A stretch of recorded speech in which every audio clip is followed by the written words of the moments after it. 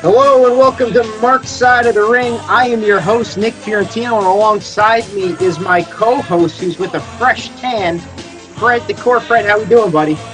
I'm doing good, doing good. Yeah, tan courtesy of Tampa, Florida. As you see, Miguel didn't make it back with us from Tampa. He's I was he's just doing going to ask. I was going to say that he just wanted to stay in WrestleMania and never wanted to leave. So he's That's it. He didn't want to come back to New Jersey, but no, I maybe had it. maybe he's. I was going to say maybe he's walking from Tampa to Dallas to make sure that he's there in time. He could be get first in line there. That's going to take a while to get into that building, so he wants to be at the first of the line. We're going to get into your trip in a little bit, but guys, as you know, Fred kind of hinted at, Miguel is off for the night.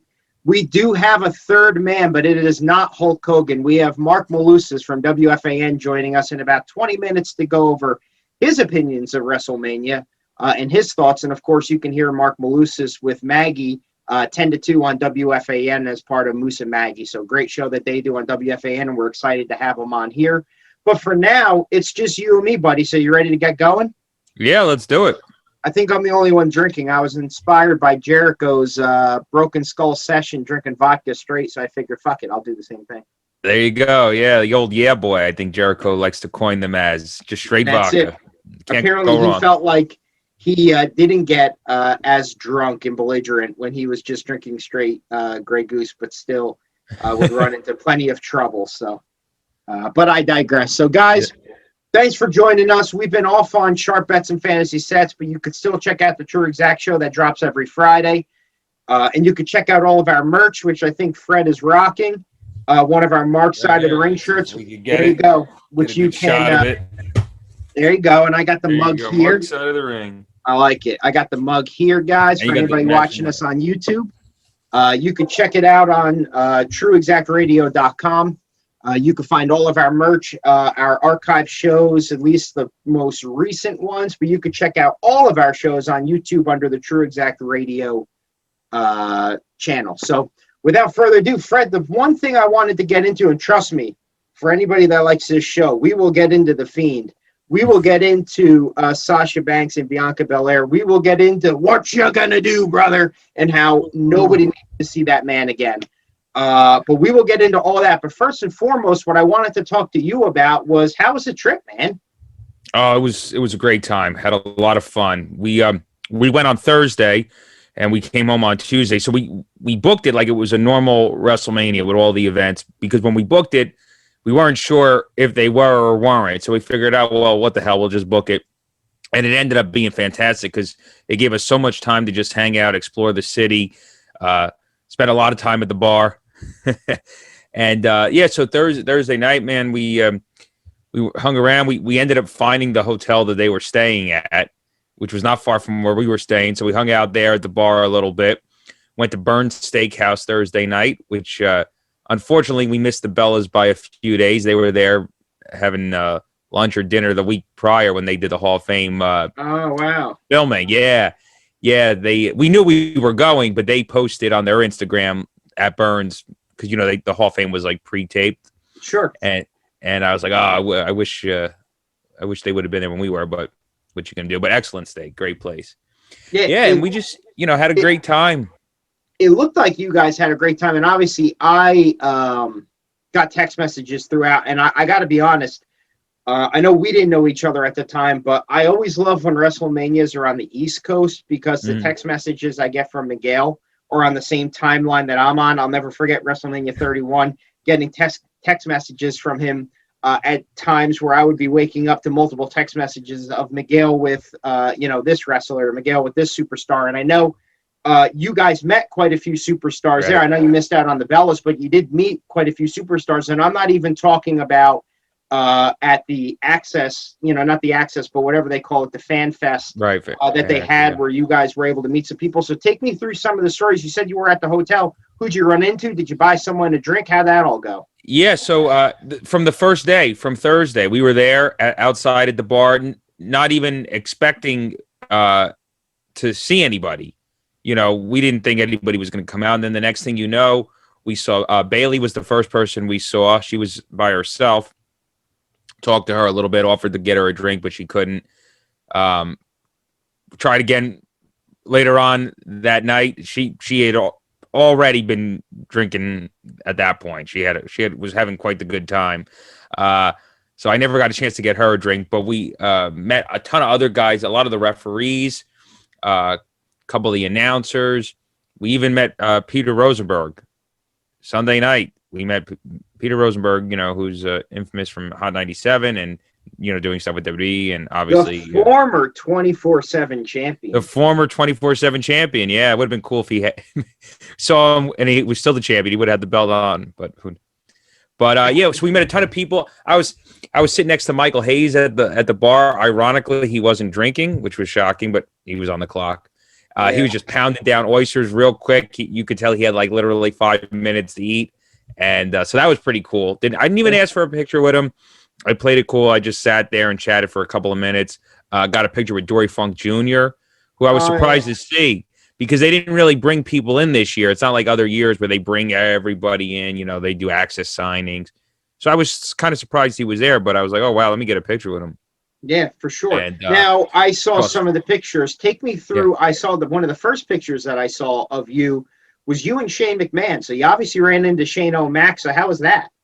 That's what I was going to get into. So that's how we figured out that was the hotel. Because what happened, we were just walking. Because the place they were staying was not that far from us. It was literally like down the street. We were just walking in the city, checking things out. And we see this black SUV pull up and in front of the hotel, and out comes Shane. We're like, holy shit. Like, we weren't expecting that. And we asked for a picture, and there was really not that many people around there because A, it was Thursday, so not a lot of people were there yet. And B, if they were, they didn't know that was where, the guys were yet. Yeah. So we were lucky that he wasn't bombarded. And it was cool. Yeah, he was really cool. Took a picture. And then that's how at this time, we were still allowed in the hotel, right? Because from Friday at 4 p.m. through Monday at 11, you could not go in or out of that hotel. I mean, you can go out, but you couldn't get in. But you were still able to go to the outside bar, which was crazy. I was surprised that they had it. So you had to go around. You couldn't get to the bar in the hotel. You had to go around this side entrance and come in through the back. And that's what we did. And we saw MVP, saw John Morrison, we saw Frankie Monet, Taya Valkyrie, she was there, who made her debut on NXT Tuesday night. And who else? We just saw so many people. Simone Johnson, we saw, because by Sunday night, everybody was out the night after the second night. So I know one of the biggest guys that you ran into was on the second night, the night after, his match. But take me through the story of you running into my favorite wrestler. Just kidding, Matt Riddle. Yeah. So Matt Riddle. This was Sunday night. Sunday night was the apex where we met everybody. We had met people throughout, but like Sunday night is when we met a ton. And one of the biggest ones was Matt Riddle. And out of nowhere, he's just hanging out. And when I tell you he is what he is on TV, that is no lie. He is everything. Is no characters, no act. But we were talking about the night, obviously talking about the match. Like, what a great match. I said, I'm going to be honest with you. I said, I was looking forward to your match. I knew it would be good, but it far exceeded my expectations. And he had a busted lip. You could tell from that sick bro kick that Sheamus gave him at the end. And, he thanked us for, saying that about the match. And we got him a couple of drinks. There were referees there, too, and they even bought us a couple of rounds. Like, it wasn't like they were trying to, like, use us. Like, it was cool. Yeah. But seeing Riddle was awesome. And I wanted a picture. I was being cool throughout the night, not really asking for pictures. But I wanted one with him, but I never got it. So later on in the night, not a lot of people are there at this point anymore. And we ended up inside. We got in, which we weren't allowed to, but we got in. And I'm about to leave, and I see him again. I was like, oh, shit, I'm going to get a picture. So he says, bro, literally, what's up? And I said, oh, I'm, hanging out. I said, I wish I could get another drink. I could, He's like, I got you. He's like, you like vodka? I said, yeah. I mean, whatever you got, I'll take. I don't give a shit. So he literally had a fresh poured vodka drink with orange juice he was drinking. He ordered something earlier with orange juice. He must love OJ. And Yeah. so he had another drink. So he gave me his one that he had. It was a full drink. And I thought that was really cool of him. So That's I was fucking like, awesome. in my head, I'm like, I probably shouldn't be drinking this because for a multitude of reasons, Yeah, right. but fuck it. And I drank it. And Well, I mean, they're all getting COVID tested all the time, right? To be that's able to, right. So, so you had to feel safe with that. yeah, that's true. So I thought that was really cool that I could say Riddle gave me a drink. And then anyway, I said, it'd be awesome, bro, if I could get a picture with you. And he in fact, he took it because I I was, his arm in the photo. he's like, I'll do it. He's like, my arms are longer. And then he even said, let's do a stupid one. So we did too. So that was really cool. He was chill. I got to say that was probably the coolest person that we met. Like and interacted with. Like there were other people there than I think it was Friday night where like we saw Braun Strowman, who's beyond jacked. Like it's ridiculous. Yeah. Tamina, Jimmy Uso. Did you Naomi. feel like there was any resistance? Not resistance from them wanting to interact with the fans. Obviously, it's the first WrestleMania Right. in over a year with fans, so they had to know that the fans were going to be jacked. But did you get any resistance? You know, COVID is still a thing. You know, even though people are getting vaccinated and everything, but did you feel like there was a little bit of like, kind of keep a distance? Was anybody kind of like, stay away, or was everybody really cool and it was just like COVID, you know, for at least that 48-hour window, COVID wasn't a thing? Right. No, that's a really good question because I thought that they may be awkward about it or like, and originally I was staying with like walking up to guys with my mask on and ready to take a picture with it on. But if they didn't have it on, I would pull it down. And if they didn't say, and nobody said anything. That's cool. So no, that was interesting to me that nobody was saying, sorry, no, I can't, because everything, no, nobody said anything. Like I said, some of them, I even pulled the mask down. They didn't have a mask on. It wasn't, I mean, I was careful. We didn't but yeah, so they were cool about it. Nobody was, even Dory Funk, who's older, I thought yeah, so it was cool. Yeah. It felt pretty normal. I got to say, good. You knew, I mean, obviously when you have a mask on your face and you're questioning in your head, should I take the mask on or off with the, it makes it a little different, but in general, it felt normal. We'll talk about the show later, but even the show, even though there was pod seating and even though you had to have your mask on during the show, it still felt normal. I wasn't sure how normal it would feel with everything, but the pod seating and the mask didn't make a difference. In fact, I liked the pod seating because there was nobody next to me. There was nobody in front of me. I can imagine that would be great. And that's what I wanted to get into. So, as we're waiting for Marc Malusis to jump on momentarily, you've been to a bunch of WrestleManias. Mm-hmm. You walk into this building knowing that you haven't had a WrestleMania in over a year. This is the first live event since I believe the Royal Rumble 2 years ago when Drew McIntyre won. I think would have been the last live event. So now you're walking back in to at least a semi-full crowd. Right. Take me through the emotions for being such a big fan, that you are. Take me through the emotions of getting that ticket scanned and stepping through that gate. I can't explain it. It was just, I can, it was exhilarating. Sunday night too, but I mean, especially Saturday night, that first one, just walking into the building, like you said, getting the ticket scanned, holy shit, this is really happening. I've been excited. I mean, it was a fast paced build because, a build as far as planning on going. because they announced it so late. Like normally we would have had tickets in November. We would have booked hotels in December or January, things like that. This was like, we got tickets like literally 4 weeks before. So I was only able to get so excited for so long and look forward to it because I didn't know what was going on. And once we got tickets, I was then obviously excited, but I still couldn't believe it. So like I was excited, but it still didn't seem real, And then until we walked into that building and I saw the ring and I saw the stage and I said, holy shit, this is happening. And then, well, we'll get into later the whole rain thing, which was chaotic, but it was all worth it. But when the wrestlers came out on that stage, I had goosebumps that you can't even imagine before they even went on the air, just them walking out. Because we were like, oh my God, they're all coming out.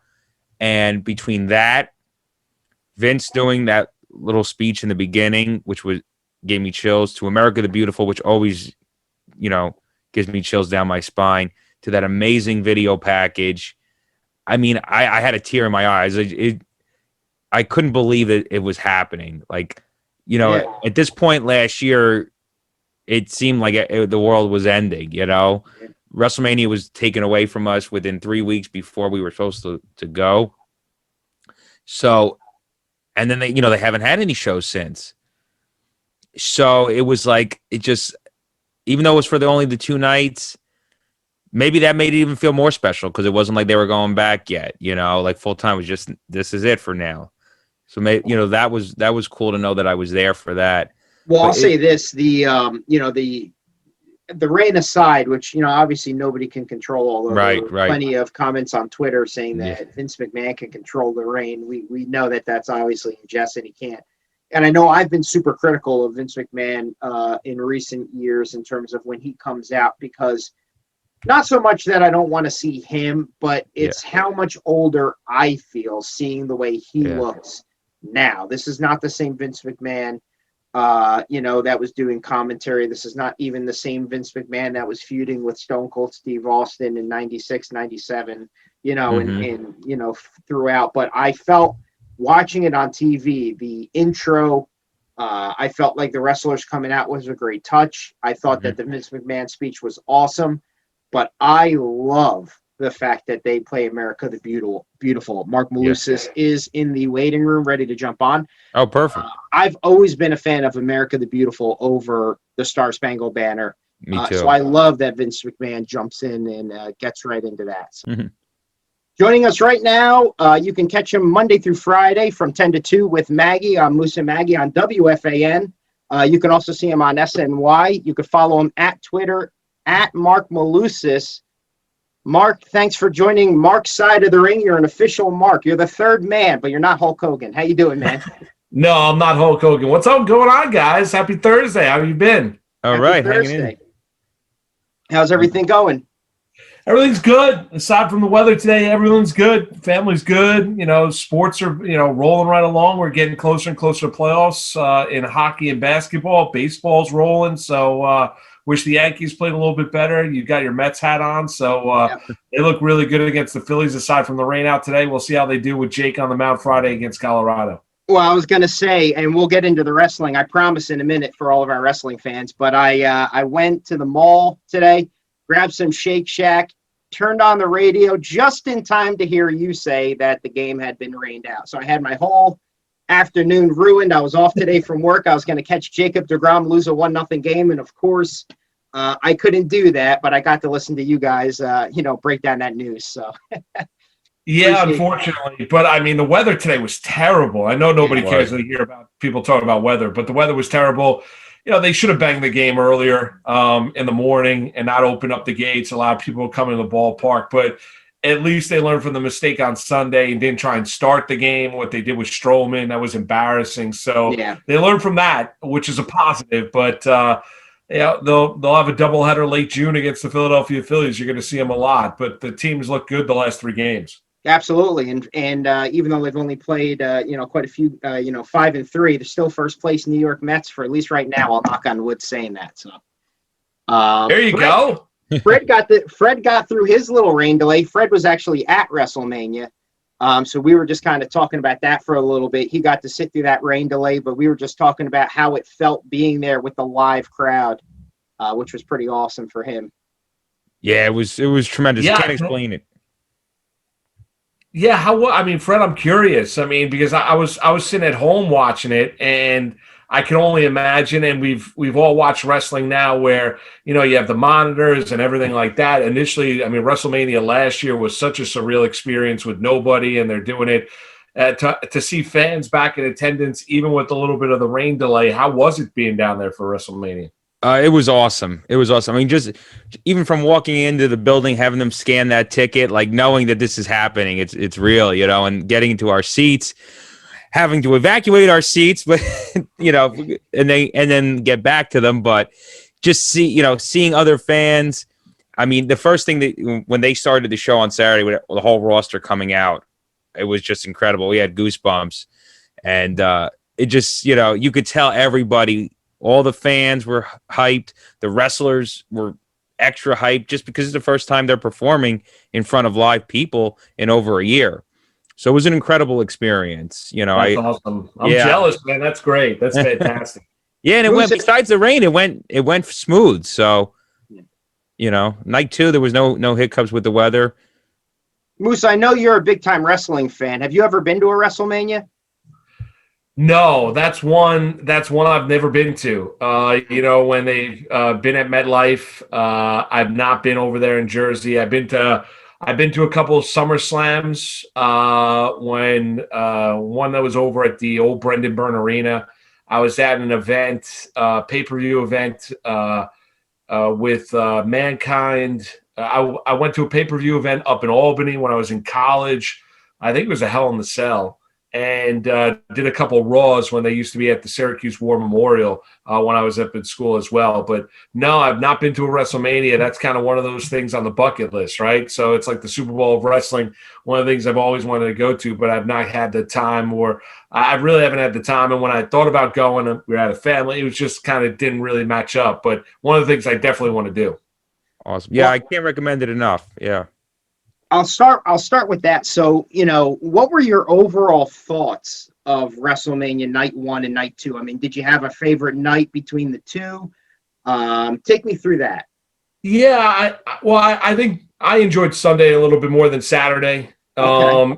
I thought, honestly, I've been really critical of the WWE, and I didn't like the fact that, Samoa Joe got let go earlier today, and I don't think they handled him particularly well, but they didn't push him forward like they should have early on when he joined the WWE. But overall, guys, I mean, I thought it was really entertaining. I mean, I do. I think over the last 13, 14 months, I think you've seen it with the WWE, AEW, they've kind of had to be super creative to try and engage the audience. And I think there have been times where the WWE has failed. We know what Vince McMahon likes in a wrestler. We know exactly, what he favors in terms of kind of the big brawny guy as opposed to the smaller guy for the most part. But I was really entertained. I mean, listen, I'm a huge Roman Reigns fan. I love the fact that he retained the Universal Champ. I thought Rhea Ripley, that match was very, very entertaining as well. I think Rhea Ripley's an absolute stud. The Fiend is entertaining. I thought for 2 nights, I enjoyed Sunday a little bit more than Saturday, but I think overall, I thought it was a really, really entertaining WrestleMania 37. I got to be honest. I've been very critical as well. But if I had to pick a favorite day, I think obviously the best match of the night to me by far would have been the triple threat to close the show on night 2. But I think I would give a slight edge to night 1. It could be sour grapes over the way that they've booked the Fiend, because I mean, to have that thing go on since December, setting them on fire, attempted murder on pay-per-view. There should have been a culmination in that where Randy Orton was pinned, and for whatever reason, they just cannot give this man a win at WrestleMania. He's like the anti-Undertaker, and don't give me the John Cena thing from 2 years ago or last year, and that whatever the hell that was. He did not, you want to call that a win, call it a win, but the man had so many opportunities to win matches, and for me, I like when WrestleMania ends a feud. I don't necessarily like it when it extends or turns into another feud. Like, it doesn't look like we're ever going to get, Randy Orton wins and he moves on. Now it looks like the Fiend is going to be feuding with Alexa Bliss, and I don't even know what that looks like, especially because they just let go of Bo Dallas, along with Samoa Joe and all those other guys. And there were rumors that maybe they could tie into there. I mean, that for me is my most disappointing match. What was your most disappointing match? Yeah, it was probably that. And I've honestly, over the years, I've really been disappointed with the way that they've handled, Bray Wyatt as a wrestler. I think, when he should have been pushed, he didn't when he would have. And I totally agree with you. I don't understand why in these big matches, why they don't put him over, why he's not successful. He's obviously got engagement with the audience. I like the turn that they've taken with the Fiend and everything like that. I mean, it scares the bejesus out of my kids. They're 8, 6, and 4 whenever he pops on the screen. So I got to watch it when they're not up, but still, I totally agree with you. I don't get it. I really don't, because I think he's a really athletic wrestler. I think he's really, really talented. He showed you the ability to adapt and adjust. And, that would probably be my dose. I totally agree with you. The most disappointing aspect of the 2 nights would probably be that. I know he's a Vince favorite. I gotta be honest with you. I've kind of maybe had my fill of Randy Orton to an extent of continuing to kind of get pushed forward here. And I know he's been a guy that Vince has leaned on over the years, but I don't know why Bray Wyatt doesn't get the massive push forward, because I think he's really one of the big stars of the WWE and needs to. And I totally agree with your assessment. I like the fact of WrestleMania kind of being the culmination of feuds. And then the first night after WrestleMania Raw, we all know how great of an event that is. Usually that's the start of new things and kind of the ramp up to the next WrestleMania. So that's the way I liked it. And I know that maybe that's a little bit old school, but I don't love the fact of feuds or a continuation through WrestleMania into that Raw and then continuing through there. I like that kind of be a finality one way or the other. Now, Fred, I got a question for you. And obviously you could see Fred, besides going to WrestleMania, you could just look at his background and know that Fred is an ultimate WWE fan. And we've had arguments on the show before, me more pro, arguing against WWE versus Fred arguing for WWE. Now, I'm just curious, Fred, because we haven't got into it on this show yet either. Right. What did you think of that? I mean, the match was only 5 minutes and 50 seconds. Besides that, I mean, there's so much to get into in terms of disappointment. I would go so far as to say it was more of a disappointing loss and did more to hurt the character than his loss to Bill Goldberg. Do you agree? Do you think that that's... Yeah.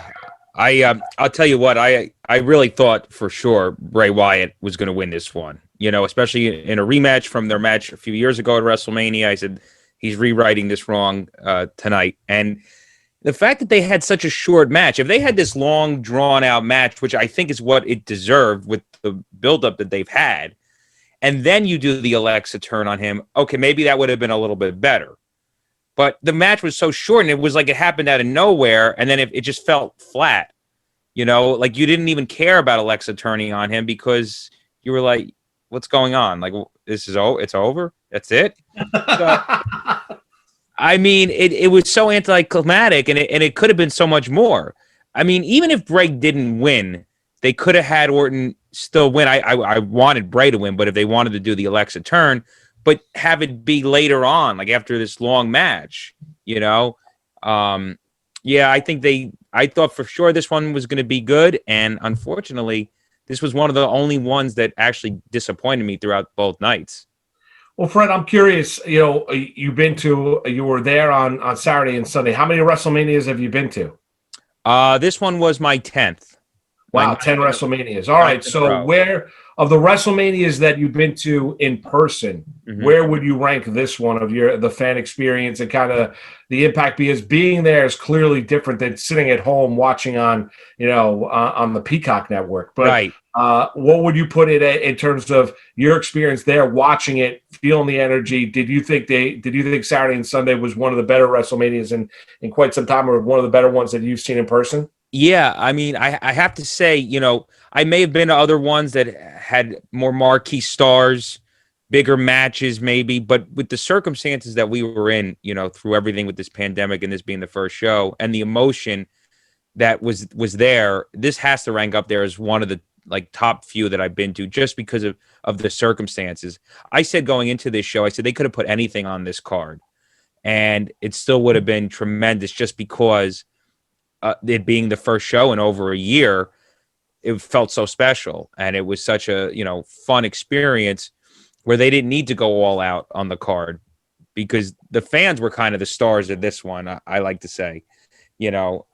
So yeah, this would be definitely top 5 that I've been to, and probably, you know, maybe even top 3, just because being there, you know, after all this and knowing how excited they were, meaning the wrestlers, and how excited we were, it was just an amazing moment. Just to give some context to that too, because I know you just told Moose that you've been to 10, but he doesn't know what 10. Right. Give us some of the ones that you've been to that you would hold this up to. So, like, the first one I went to was WrestleMania 20 at the Garden, 15 or 17 years ago now. That's like probably one of my favorites. That is like probably number 1 for me because it's my first one. It was the Garden. But seeing, the first one that I went to after that was 28 in Miami, and I've been to every one since WrestleMania 28 in 2012. So I've seen End of an Era. I've seen Rock Cena. I've seen Daniel Bryan winning, the streak ending, Seth Rollins cash in, all these moments. But I would take this over any of them just because, you know, when you get something that you love taken away from you, right? And then you get it back, it makes it so special. You know, you almost take it for granted. I started to get to the point where, like, going to WrestleMania was just, it was going to happen. Like, and it was fun and it was cool, but it was like, okay, yeah, of course. So to get it taken away last year and then get it back this year just made it that much more special. Well, I'm sure it had to be kind of emotional, right? I mean, going back, you've got wrestling fans all over the place. I mean, you walk into that building, you know, I can imagine you feeling like not only the goosebumps. I mean, that's great about the run you've been on of going to WrestleManias, but that almost, you know, you don't have to do much to be impressed because of the fact of just what the last 14 months of our lives has been like. Exactly right, Mark. I mean, yeah, as soon as we got to our seats, just being in the seats, seeing the ring in front of me with my own 2 eyes and the stage and all that, and then once the roster came out, you know, because we saw them all come out right before they went live on air, I was like, oh my God, they're all coming out. Vince is, you know, and Vince's promo to go into America the Beautiful, to the video package. It was just, I mean, a tear in my eye, as Ric Flair was once quoted, with a tear in my eye. You know, and you know, the goosebumps were going. Yeah. I'll ask you, and obviously Moose as well. I got to be honest. I am a big fan of the 2-night WrestleMania, and I'll tell you, there's a lot of pros and cons, but the biggest pro to me is the electricity in the crowd that you can see for the main event of night 2. Between Daniel Bryan, Roman Reigns, and Edge. And you go back to the triple threat that closed the show at the last Mania at MetLife with Charlotte Flair, Becky Lynch, and Ronda Rousey, and that crowd was flat. I mean, I know they popped when Becky Lynch won, but to sit in front of, to sit outside for 7 hours cheering your heart out is just impossible to do. And the biggest pro to me for 2 nights is that the electricity for the first match when Drew McIntyre comes out with the sword versus Roman Reigns walking up the ramp to close out the night, the electricity was the same for the entire time. I'm a huge fan of 2 nights. Mark, you know, I'll kick it to you first. Are you a 1-night fan, 2-night fan? We know they're going to go to 1 night in Dallas next year, but I love these 2 nights. No, I listen. I think you hit upon the reason why would be the biggest argument for the 2 nights is because of the energy, right? Yeah. I do like the fact of the early start on a Sunday, right? I do like the fact of you're locked in, it's starting, like if it's on the West Coast or even if it's on the East Coast at that time, you know, and it's outdoor, there's daylight and you see the sun go down and that turns into night and kind of you get the change of the scenery as the night goes along and the importance of the matches go along. So I do like that.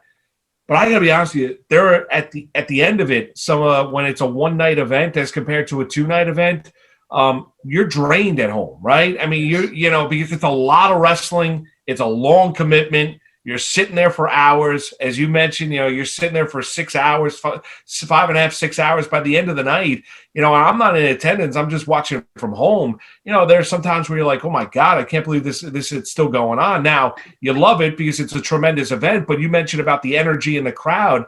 I think the energy in the crowd of the 2 nights is significantly better because it's more sustainable as compared to the marathon one-night event. Fred, you're going to continue to go to these. This will probably be the only one that you ever go to, hopefully, knock on wood. That's a 2-night affair, because hopefully this stuff, there's light at the end of the tunnel. Mm-hmm. Are you a 2-night guy? Did you like and enjoy the almost like Woodstock like 2-night event, or were you more of the one night? So it's funny, going into it, I wasn't a huge fan of it because I'm a traditionalist. WrestleMania's Sunday. It's WrestleMania Sunday, like the Super Bowl. It's the one day you descend upon. And I still do have that part of me that doesn't like it. But with that being said, being there and having been at other ones that were damn near 8 hours just sitting there, it does get exhausting. No matter how good the match is, no matter how big the matches are, it's only human nature to eventually, too much of anything is going to tire you out, right? No matter how much you enjoy it or not. So, like 35, the last one at MetLife, you were saying about the crowd being flat for that. They went on at midnight. It technically was a 2-day Mania. I mean, they were on the next day. So, you look forward to these matches, but then you get to them and it's like, oh my God, it's, so in that case, and seeing the energy that was there for both nights, you didn't really have any part of either night where it was like, okay, the crowd's getting drained. I like to see what that crowd reaction would have been for the triple threat on Sunday had it been one night, because I don't think it would have been as loud as it would have been. It would have been crazy. People would have been excited about it. But when I tell you, I haven't been to a crowd like that for a match in a really long time. And usually that kind of, I don't know how it came off on TV. I haven't gone back yet, but you normally hear that in an arena setting, what I was hearing. Yeah. When they're in these stadiums, you hear the guys say it all the time, the noise goes up and they don't hear the fans as much. But even being a fan in a stadium, you hear your section, but you don't hear everything. When you're in an arena, you can hear it all. And I heard it all. So that's how loud we were on Sunday night for that main event.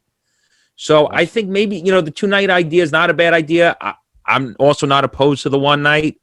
So, we'll see what they do. Like you said, as of now, the plan is to go back to one night.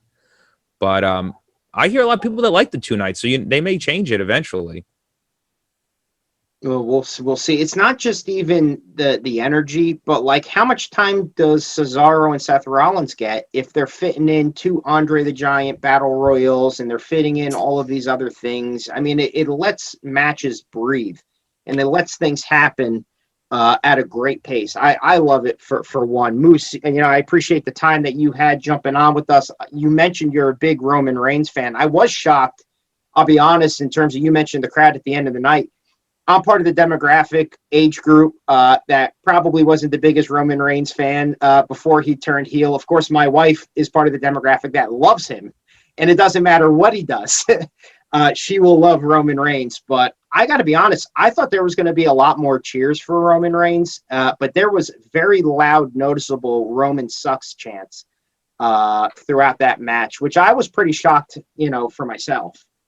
Why were you surprised? But I mean, I'm just because he's not a guy that, Vince, he's been kind of like Vince's guy. He's tried to push him in so many different ways. Right.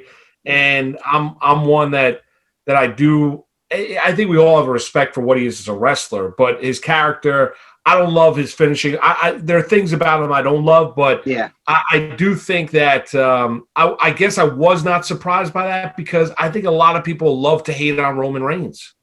I think the affiliation to Paul Heyman, I thought, would get him a little more cheers. But the greatest example I can give is almost when they first turned Randy Orton face, when he spit in the face of Triple H and all that stuff, broke up Evolution.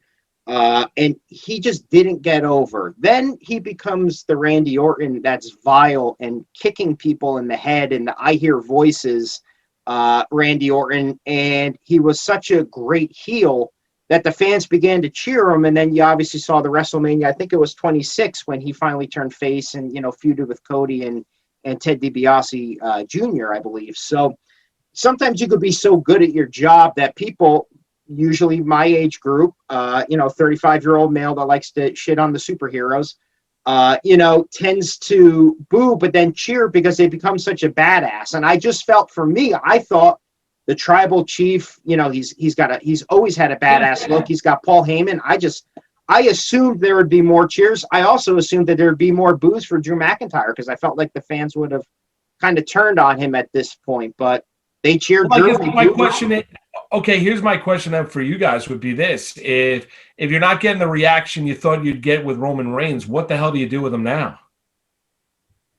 Yeah, that's a good point. I mean, but you know what? The fans booing him now is what they're supposed to be doing. Yeah, right. When they were booing for him as a good guy, that wasn't good. But now that he's playing this great heel, right? But is he getting, like you were mentioning the point of, you thought it was going to be even more, right? You thought it was going to be even more of a burst, or after his victory in the triple threat match. Like, what do you do now because that's the worst thing you're going to have happen is kind of not getting the necessary reaction that you're looking for. You brought up Randy Orton as being the example of when he turned heel and then people started cheering for him and then he turned back.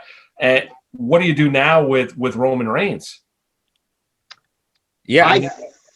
I'll tell you right now, for me, I think, and it was going to be the final question I asked for you, is who finally beats Roman Reigns, or who stops Roman Reigns? And the first man I think that comes to everybody's mind is the People's Champ, his family, The Rock, in terms of somebody who I think might be able to fight him at next year's WrestleMania in front of an even bigger crowd, because we all know in Texas, they're already doing it.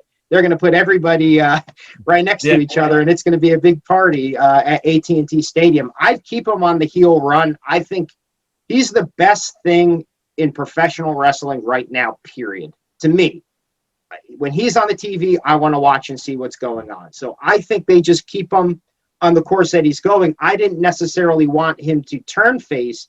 I just thought that, the way us fickle 35-year-old fans are is, just when we feel like we start to get what we want, we'll finally start to cheer. And I just thought they were going to start giving him almost like a respect cheer, not so much cheering that they want him to turn face. I'd keep him heel, and I think it sets up inevitably for him and The Rock. What do you think? Well, I mean, listen, I'd love to see that. I don't think there's ever been a better wrestler on the mic than The Rock, and we've seen what he is has been an actor and everything. Like I mentioned earlier in the interview of going to Raw events, at the Syracuse War Memorial, and that was Stone Cold, The Rock, D-Generation. I mean, all of that stuff. And I don't think I've ever been to an event more where people responded more to a wrestler on the microphone than watching The Rock in front of a packed house. So, yeah, I mean, that would work. I mean, if you have some kind of a buildup and you've got The Rock and Roman Reigns, next WrestleMania, I think it would be absolutely off the charts. I think it would be fun. I mean, I really do. I think you probably hit on that. I think you probably hit on the wrestler or the entertainer, I should say, that would probably put this over the top and just get everybody buzzing about next year's WrestleMania event. That would be great. Fred, I know you would be there for that, right? Oh, yeah. No matter what year they do that, I mean, I'll plan on being there, but if that match happens, I know I'll be there. I'm just curious, have you guys been frustrated with the WWE? I mean, not outside of WrestleMania. Like, have you been frustrated with some of the storylines? Have you felt, because, talking with some buddies, they feel like maybe at times gets a little stale, frustrated about who gets pushed forward, frustrated by some of it. It feels like maybe it's do you guys feel the same way about the WWE the last year or no? Yeah, I mean, I try to keep as positive, what they're doing, but there are just times that, certain things really make you scratch your head. I mean, I think SmackDown has been really good, especially since Roman came back in the summer after SummerSlam, and it's just been on this tear. Raw can be a little bit hard to get through. I mean, but 3 hours of anything is going to be hard to get through. That doesn't help. The Thunderdome helped. Those early PC shows were, no matter what they did, it was hard to watch. But I think it's funny. Like, you watch SmackDown, you watch Raw. It's like watching two completely different companies. I mean, I watch SmackDown and I'm ready for more. I watch Raw and I'm like, oh my God, this was a lot. So it depends. On the show, it depends on the week. I was a fan of them pushing Drew McIntyre. So I wasn't mad about that. I also wasn't mad about Lashley getting the belt. I was surprised that he kept it at WrestleMania. Not so surprised about Roman, but I thought Drew was going to get his moment at WrestleMania that he technically didn't get last year.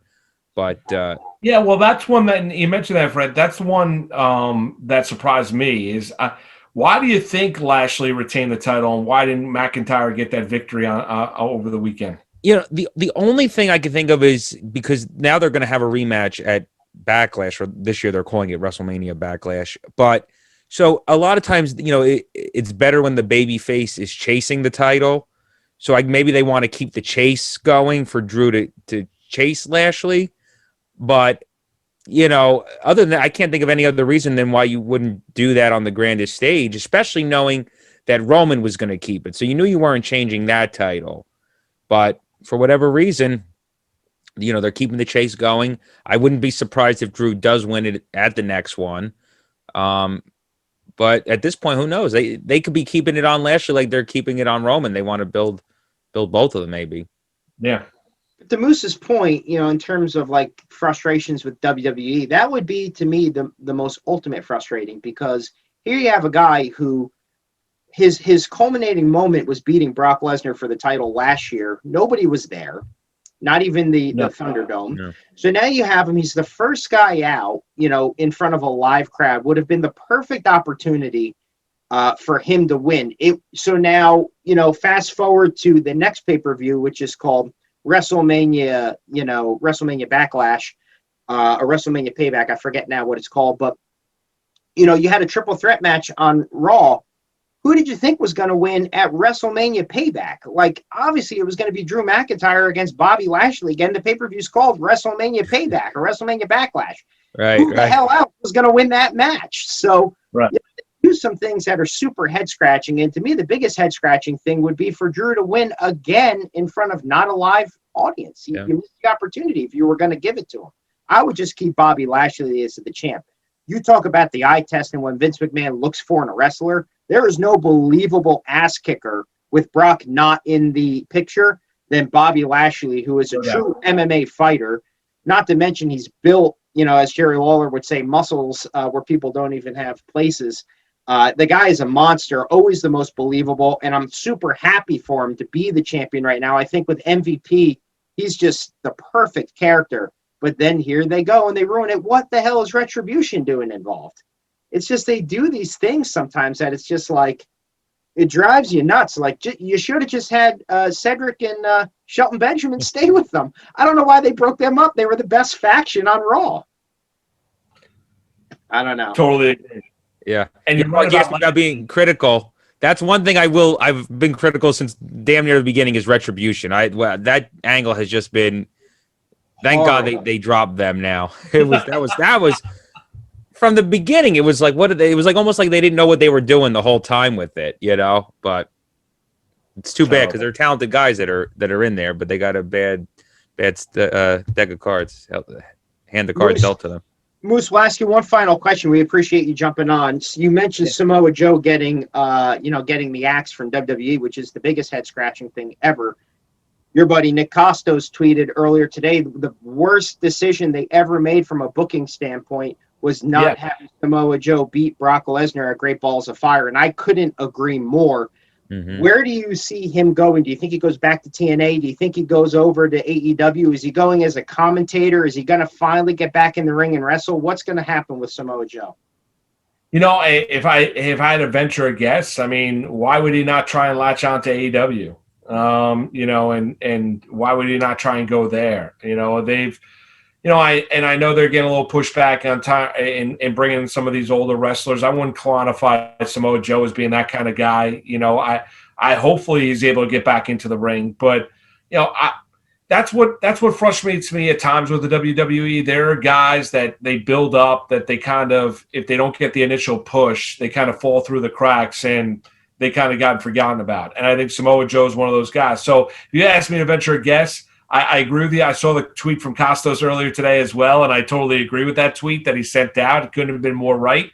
I think if I'm Samoa Joe, I'd probably latch on to the competition, see if I can find a way to get into the AEW. Yeah, I agree. Well, Moose, thank you so much for jumping on and giving us some time. I know, again, Monday through Friday, 10 to 2, you can catch him, Moose and Maggie. He's talking on there. He's on SNY. Every channel you change, you got Moose talking sports. So I appreciate you. I had a blast, man. Anytime you want me to talk wrestling, man, I had a blast with you guys. Thanks for having me on. I'm jealous, Fred, of you being to 10 WrestleManias. That's great that you were there this weekend. It's just fantastic. Anytime you can talk a little wrestling, it's all good. Moose, I guarantee at some point, Moose, you will have your WrestleMania moment, probably taking your kids or something, $1,200 event for everybody, but you will have your WrestleMania moment. Hopefully, yeah, absolutely. At some point in time, it's on the bucket list. It's something I want to do. So there you go. I got to get myself to a WrestleMania. Thanks so much, man, for jumping on. Appreciate you. You got it, guys. Have a good night. Thanks, Bruce. You too. Take care. I know. So, Fred, I thought it was interesting. How cool was it? He was really cool, huh? Yeah. Moose is the man. I've called him multiple times. Being a big sports fan, he is exactly, there's no gimmick, there's no anything. He is exactly the way he is on the radio, tells it like it is. He's the man. But we touched on a lot of the things we were going to talk about, after the fact. One of the things we didn't mention, and I did want to get into at least, and of course we can get back into some of the night 2 stuff and finish with the triple threat, but Bianca Belair, Sasha Banks, I was super critical of this match closing the show. And I was super critical of this match closing the show because I didn't think that the storyline was built long enough. I felt like the storyline between even Bobby Lashley and Drew McIntyre was longer, told a better story. I feel like if I had to nitpick any little thing, I think Bobby Lashley retaining telegraphed the hell out of Sasha Banks dropping the title to Bianca Belair. I thought that there was no way that both champions were going to retain night 1. But I got to tell you, easily one of the best matches of the night. Cesaro, Seth Rollins was great too, but I take back everything I said in terms of, it didn't deserve it. I think now watching it, it did deserve it. The ovation you guys gave them to start the match, I don't think it was fake crying. I don't think it was fake emotion. You saw Twitter pictures of multiple female superstars outside watching this match because it was such a historic event. And yeah, there's going to be some haters. Oh, it was the main event of night 1. It was still the fucking main event. Right. Was it the main event of main events? No, but it was still the main event of night 1. And it can't, listen, your boy and AJ Styles were the main event of night 1 of WrestleMania 36. You can't take it away. No. This was the main event of night 1, and I think they absolutely deserved it. I think they absolutely killed it. What did you think? Yeah, I have to say, I was going in, I would have been happy if they main evented. If they didn't, I wasn't like they have to main event. They have, like some people were like really passionate about it. I was happy for them though that they did. Especially Sasha, I felt like she really deserved it. And I didn't know if women would ever main event WrestleMania again because it was, 2 years ago, it was the perfect timing with everything. Becky was as hot as anything. Ronda was the champion and had a hell of a run, and it was on all cylinders. I didn't know if we'd get that again. But it happened. So I was very happy for her, happy for Bianca. They put on a hell of a match. And I have to say, out of all the matches that night, that probably had, not just because it was the main event, but it had the biggest fight feel of the entire night. When that bell rang, interesting. It was this is big. Even more so, I think a lot of it had to do with we were rushing to our seats to catch Drew and Lashley, and we were all discombobulated, drying off our fucking chairs. So maybe that didn't help. And that they were on first. First is very important, but there's something about that main event. And the thing, too, is it wasn't like it was the main event 8 hours later, right? Right. Because, we talked about it before, about the main event at 35 was going on technically the next day, and we were drained. I look back at the WrestleMania main events for probably the last 7 years, and by the time that main event went on, you were exhausted. And people weren't that interested in those main events to begin with when it was Roman and all of them. You know, people weren't happy about that. And then you're tired. It was like, so it was nice, this main event, and especially that night too, but it felt big. You were ready for it. You weren't exhausted, and it clicked. And they put on a hell of a match. And Bianca tearing up before was something. You know, I thought that one of the cooler spots, you know, besides I thought that, you know, with the tug of war with the hair and using the hair as a weapon, to me is hilarious because it's a part of your body. It's not an illegal object. Right. So it's perfectly within the rules to use it. But and let me tell you, go ahead. No. I got one more point on this match. Yeah. That sound that hair made when it hit Sasha, I mean, it felt like you were watching it on TV. Mm-hmm. When you're in an arena, and especially, let alone a friggin' open air stadium, you don't hear that kind of stuff. That's how loud that was. What you heard on TV, you could hear in the stadium. We were like, holy shit. That's awesome. So that's how hard she hit. And then you saw the side. I mean, she had a giant red mark on her. That was no joke. No, that was cool. But I think the most impressive thing of the entire night was her pressing Sasha. And listen, Sasha, what do you think she weighs? 110 maybe? Not much, yeah. But I mean, you look at somebody pressing somebody like that. Right. And you think China can do that, or you think, you know, Nicole Bass, you know, for her cup of coffee can do that. Bianca Belair is not a muscly big woman, but that is one of the most athletic things I've ever seen a woman of her size do in a professional wrestling ring ever. I mean, it was absolutely like you kept your eyes on it. I mean, it was a little part of the match, but there was no bluffing or no fake. It wasn't like Sasha was like holding on to things for balance. Like she legitimately had her over her head, lifted her up, threw her in the ring. One of the coolest moments of the night. Yeah, that was a cool spot. And it really showcased, you know, Bianca's strength and athletic ability, which was, you know, important. You know, speaking of strength, I wasn't a big fan. You know, I every time I see Shane McMahon, your buddy, that you ran into, I think, why do we have to watch Shane McMahon? And did I think that match was good? I didn't think it was terrible. I just didn't care. But I'll say the one spot to me that was like, that is pretty cool, was when Braun rips the cage and grabs Shane and drags him back in. That was a cool moment. I was pretty impressed with that. Yeah, going into that match, you know me, like I said, I'm pretty positive about things, but like, I felt like this match was just getting made to be made just to put Shane on the card and give Braun something to do. And okay, fine. It worked. They made something out of nothing, but it felt forced. And I was like, all right, whatever, cool. Steel cage, that's cool. But it did over deliver in my eyes. I wasn't expecting like, I loved that spot like that you just referenced with Braun pulling him through. Yeah. And that had never been done. I mean, they've done a lot of play with the cage, you know, but that was something different. It gets very hard to do something that hasn't been done before, and they did it.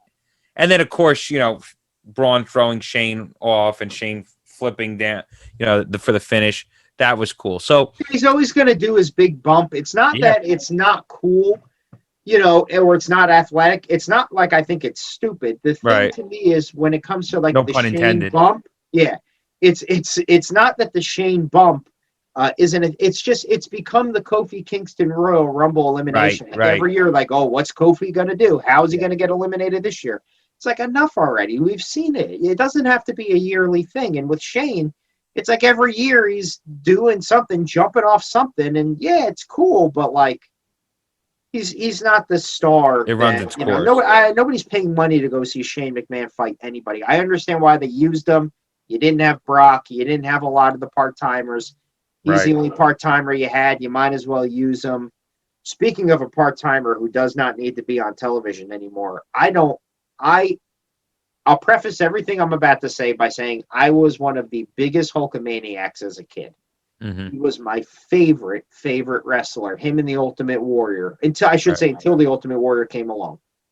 It's the same thing every time. I know. WrestleMania is going to run wild on you. And then he comes out dressed like a pirate. It's like, we all know you're a racist. We all know that this whole Gawker thing happened. I don't need to see Hulk Hogan on my television anymore. And I think the biggest thing with Hulk Hogan that drives me nuts, because like you could see Stone Cold Steve Austin come out. If Stone Cold Steve Austin hosts WrestleMania next year, he's going to get a loud ovation because his shit is cool. And when he left, I heard Evan Roberts actually on a podcast mention this, and it made a lot of sense because I'm like, why does Hulk Hogan piss me off so much? Like, why do I just not want to see him? Guys like The Rock and Stone Cold Steve Austin, when they left us as wrestling fans wanting more. Mm-hmm. Hulk Hogan. If Vince McMahon asked Hulk Hogan to wrestle at next year's WrestleMania, Hulk Hogan would wrestle at next year's WrestleMania. Yeah. You know what I mean? Like he's just a wrestling, I hate to use the term wrestling whore, but it's like the guy will do it. He comes out at night 2 dressed like a pirate with Titus. I mean, what the hell is going on? You're not gonna see Stone Cold or The Rock dressed up as a pirate. I don't need to see Hulk Hogan again. You want to show a picture, you want to show a moment, cool. The pop is over, the nostalgia is over. Hulk Hogan is done. I don't want to see Hulk Hogan on WWE television again. Yeah, it's unfortunate. I think he hit his last apex when he came back for the first time in 2014, going to WrestleMania 30. He was still a big deal then. That was awesome. Yeah, that was fun.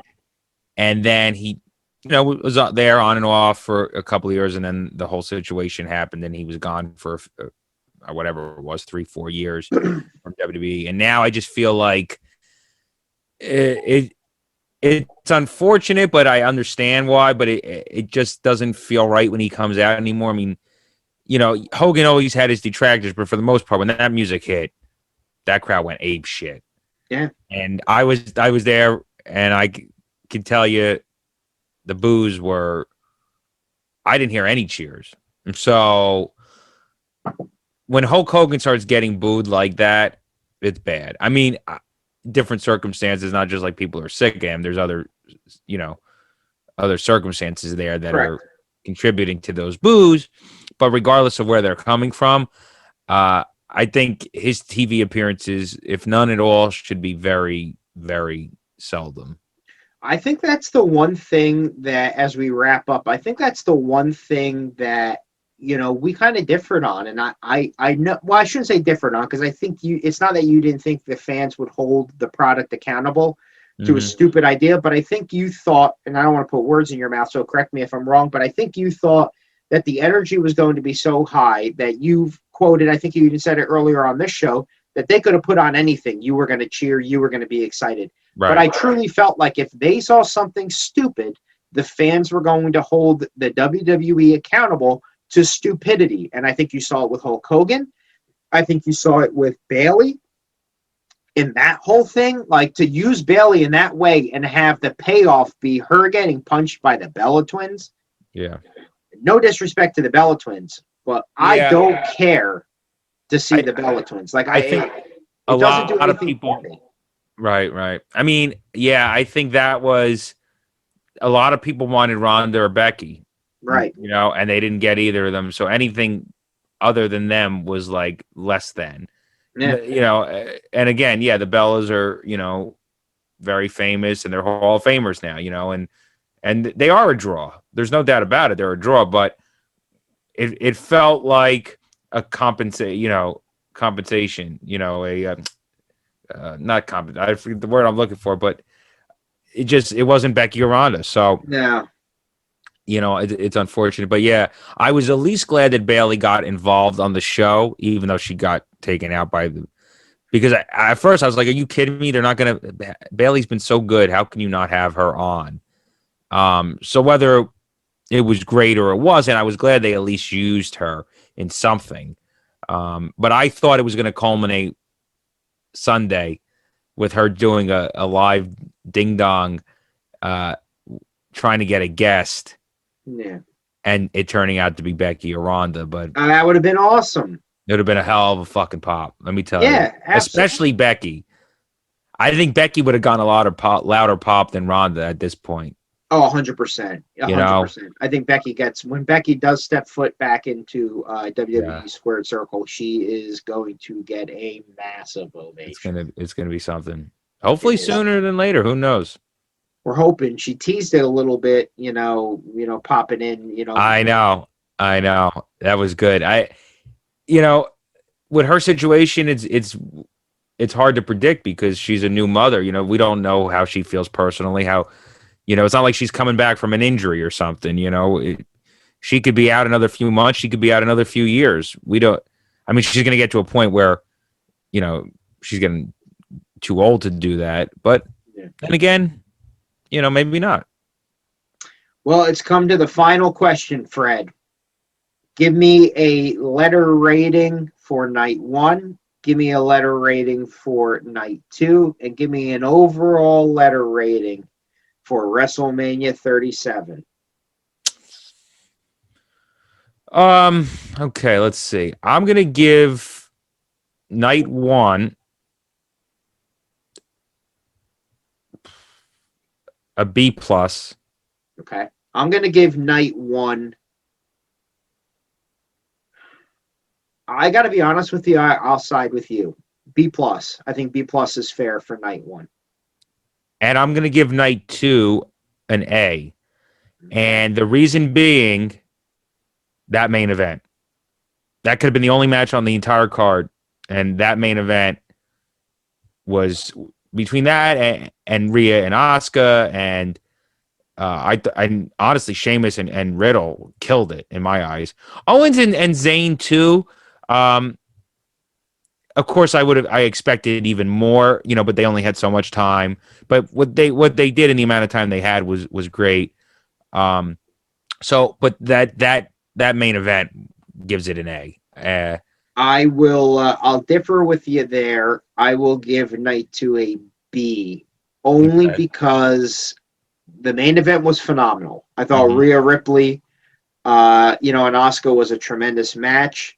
I did not care about Jake Paul. I did not care. And you know what? Stone Cold Steve Austin's finishing move is the stunner. I can't get with KO in the stunner. I can't either. I want to. It doesn't work for me. I know. I want to. I try because I love Kevin Owens. What was wrong with the pop-up powerbomb? I love the pop-up powerbomb. And it's like, I love him, and I love how he's paying homage to Stone Cold, and I know he's a huge fan, and he even got permission from Stone Cold. You would have to get permission. So, okay. But it's just like, I can't. I mean, it's cool that somebody's doing it, but at the same time, it's Stone Cold's move. Maybe 30 years from now, when Stone Cold is, 90 or something, but to do it now, it still feels too fresh, too new. It's still Stone Cold. I agree with that on any move. I agree with that. The Undertaker, if somebody started doing the Tombstone, or Rollins was doing the pedigree, but that was storyline based. But that's the same thing. That was once that storyline was over, he continued to use it for a little bit, because if you remember, they outlawed the curb stomp. It made no sense. It's not his move. It's Triple H's move. It's Stone Cold's move. I'm glad he stopped using it. Yeah, they take these moves from iconic. Hopefully Miguel's not watching when I call Triple H iconic, but they steal the moves of these iconic wrestlers, and it just does not work for me. And again, give it a B, because you'll be hearing me bitch weekly for a while on this whole Fiend and Alexa Bliss thing for as long as it continues. I just cannot believe that after 4 or 5 months of this feud, for it to culminate in the way it culminated is just one of the, I think, my personal opinion, the worst loss the Fiend has ever taken, and this includes a 2-minute loss to Bill Goldberg. The worst loss of his career was this match. To me, I hated it. But overall grade, I think the entire event from start to finish, B+. I think they earned it. Yeah. And you know what? I talked about the Fiend situation earlier when Moose was on, but yeah, I'd love to defend it. I will say I appreciated and liked the turn that Bliss did. Yeah, I thought it was cool, but the timing of it was just not good. The match wasn't invested enough to have something like that be holy shit, because it felt like the match was just getting started, and then you had that. If they did it differently, then that finish would have been fun. I really wouldn't have been mad even with Bray Wyatt winning or losing rather, because the bigger story was Bliss and Wyatt, which it still was. That was the main story. Really wasn't Wyatt losing. It was what was going on with Bliss and Wyatt, but it just didn't feel nearly as big as it could have if they did it differently. Well, it's funny you say that, because I thought, earlier this morning, as we're game planning what we're going to talk about, I'm thinking in my head, like, how can I spin this into a positive? And the only thing I could spin it into a positive, and it wouldn't have been a big positive, so don't kill me, but the only thing I think they could have turned this into where I would have been like, that's kind of interesting, is if Alexa Bliss found a new fiend, and that new fiend turned out to be Bo Dallas, the brother of Bray Wyatt. And then I thought Bray Wyatt could have aligned himself with, you could have used Liv Morgan, who's not doing anything. You could have used Nikki Cross, and that whole thing. Nikki Cross is trying to save